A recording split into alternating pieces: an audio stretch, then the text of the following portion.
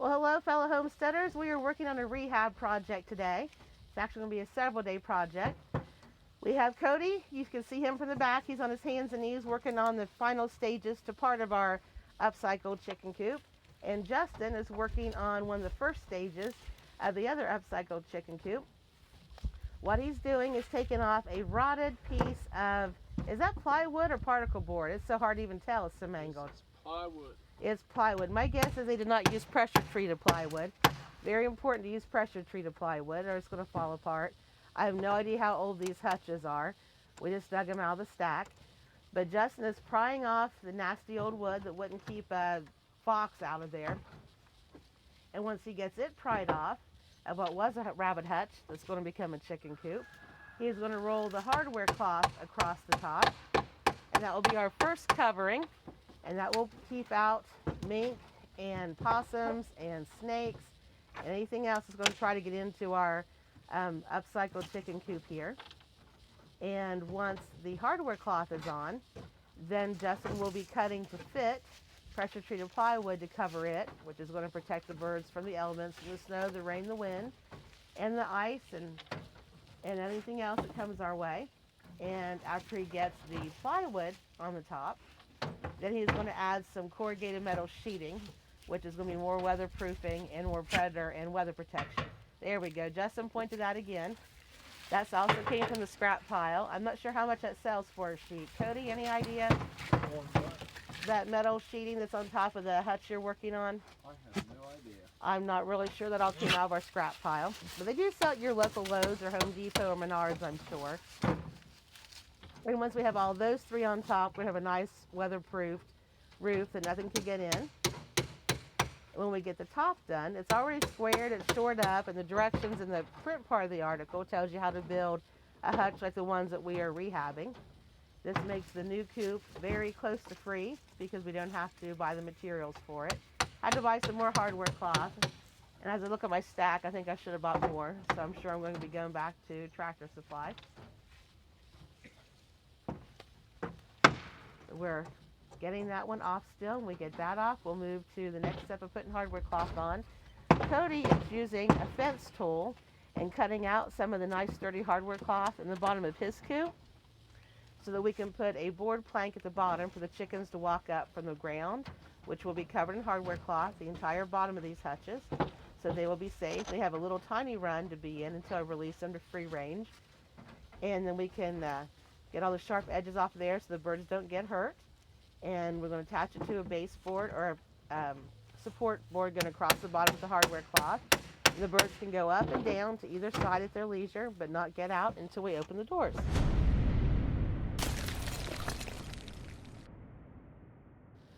Okay, Justin has the old rotted plywood off the top of our upcycled chicken coop. Cody's still working on opening making a hole in the bottom of the one that's nearly finished so that the birds can climb up through the bottom via a ladder. Your birds may want to fly and they might not need a ladder, but my birds do not like to fly. My last chickens pretty much spent their entire existence in the rafters of our barn. These ones, not so much. So Justin is getting the hardware cloth out of the package. I believe, Justin, what's the package say? Are those 1/2 inch or 1/4 inch openings in a hardware cloth? 1/2 inch. 1/2 inch. That's pretty well standard for a rabbit hutch or for a chicken coop. Anything bigger than 1/4, between 1/4 and a 50-cent piece size, a mink can get through. Full-grown, mature, mean male, adult mink that wants to eat all of your birds. So you want to keep that in mind. This is just so much sturdier than chicken wire. Chicken wire will give. Justin I'm sorry to ask him to do this. He has this phobia about chicken wire, but this really wasn't even to pick on you. Put your hands in some of that chicken wire and pry it apart. Mush it together. See how easily it moves. It pulls off, but even when it's stapled, if you put your fingers between one of those openings and tug, I've had a raccoon work for nights on a piece of chicken wire trying to get in. It's just going to give and it's going to rust through a lot easier. You're going to lose birds and be spending more time than money replacing chicken wire.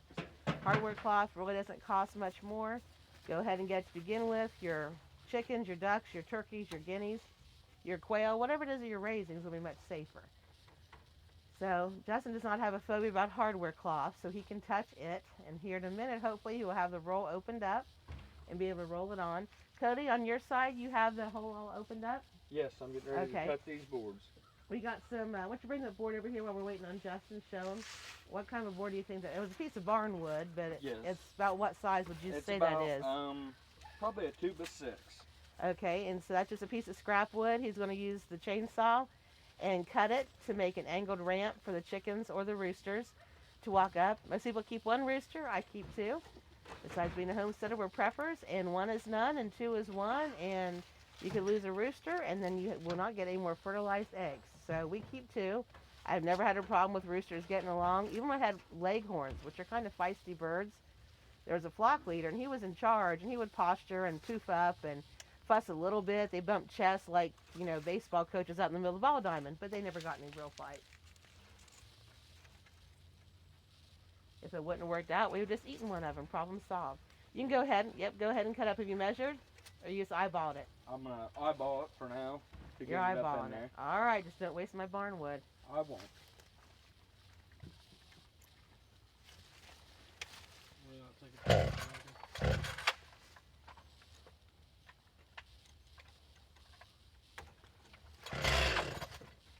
I think the saw's a little tired from cutting wood all day.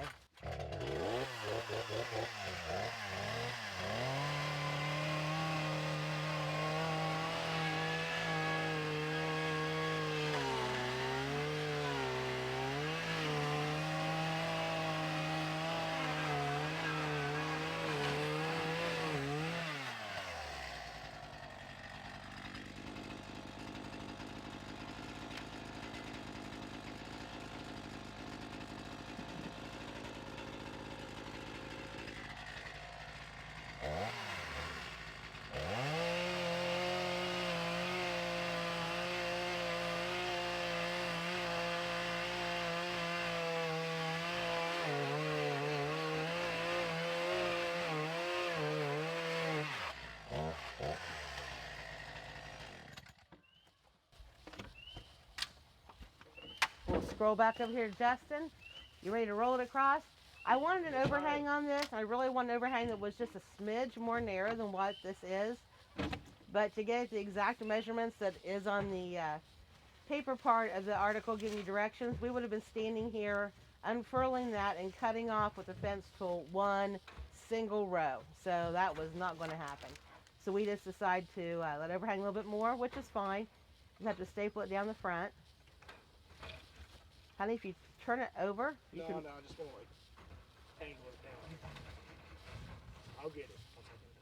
All right. And Cody's working on getting that angle. Cody, you might have to angle it the other way. Well, that won't work, will it, because of the support boards? There are, what do you think the boards are going across the bottom of there? 2x4. Okay, so we have a nice sturdy 2x4, which is going to keep the hardware cloth from sagging. Because we have to put a ramp on the other side too into the big coop. These are not attached. I've seen plans where they are attached, but we had one smaller rabbit hutch. I'd already turned into a chicken brooder, so we were just doing a little bit of adapting to it, and I'm not going to be cutting the sides up and trying to make them mesh. They can go into either one that they want from the bottom. They'll be connected from the bottom and can walk all the way through. They just cannot walk from the larger one to the smaller one. Okay, he's ready over here. And I am going to walk with this and hopefully not jiggle you too much so you can actually see more of what he's doing. He's using my cool staple hammer.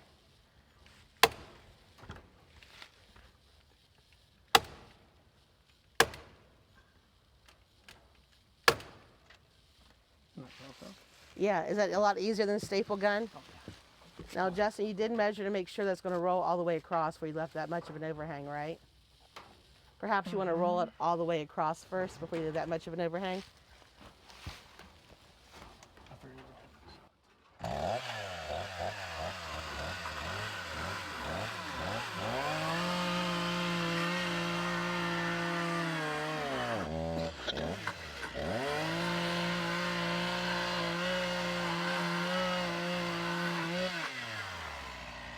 Oh, and he is fortunate we made it with just the right amount of overhang left.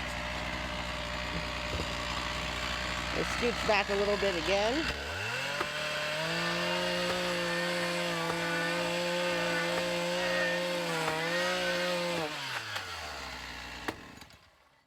That staple hammer literally takes the time it is required to staple something in half. It's a pretty awesome tool. I'll have Justin show it to you from a close-up here in a minute. Yes, it does. There we go. We're going to staple it down all the way around once, and then we'll go back and we'll add some more staples just to make sure there are no gaps. On the top, this is not quite as important because we are going to be adding a furring strip for the angle, and then the plywood, and then the metal.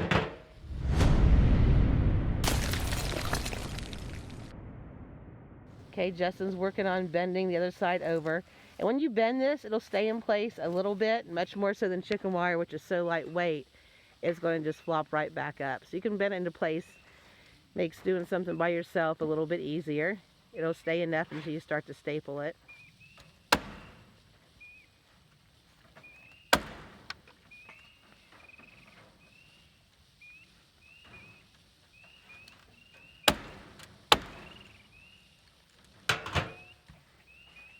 But it's not taken but just a couple minutes once we got the hardware cloth on here to roll it across and start shaping it and bending it into place. Get the initial staples in, we can go back and staple it down. You want it to be as tight as you can possibly imagine.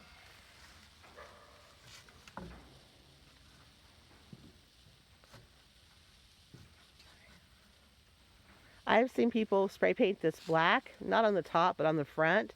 So it looks like the chickens have nothing there, like there's no enclosure, and they can see right in their chickens. I think it's very neat looking. And while it is very neat looking, I think especially suburban preppers who do that, what you're spraying on there might be toxic. I don't know, different people have used different paint.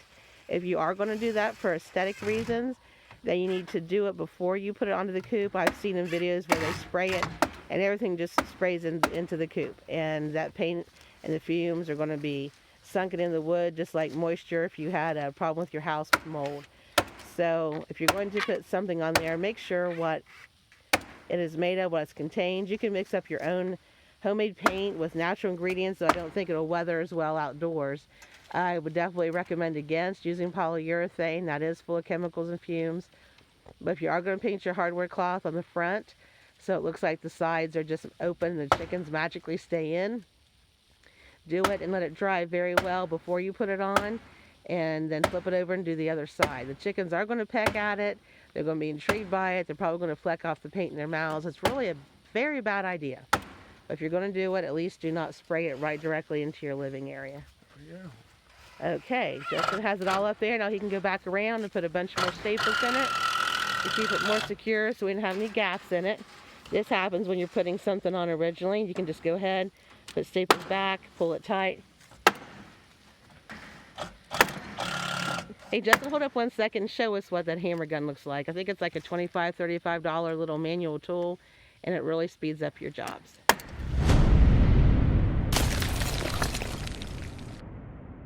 Close-up look now what Cody's doing in here. He cut some of the hardware cloth out with a fence tool, just your standard barbed wire fence tool. You can use tin snips, whatever you have that cuts wire. It's double layered for stability, and that leaves a nice big opening for the chickens and rooster to climb up in. And he's working on putting the ramp so they can walk from the ground, which will be covered in hardware cloth. It's also going to have some of the same metal sheeting we have on the top right here. It is going to be on the ground beneath it, and I'm going to cover it with dirt from my compost pile or wherever we scoop it up, or the boys scoop it up with a backhoe, so that it has a natural filling for underneath their feet. It can grow bugs in it, but I don't have to worry about predators burrowing beneath this and coming up through and getting on into our new little do-it-yourself hutch to coop.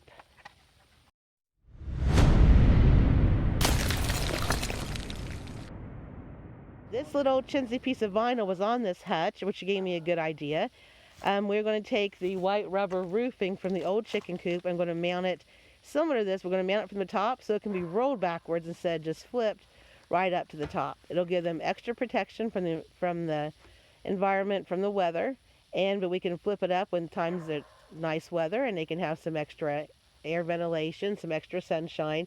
I had it on here for the chicks. I left it there.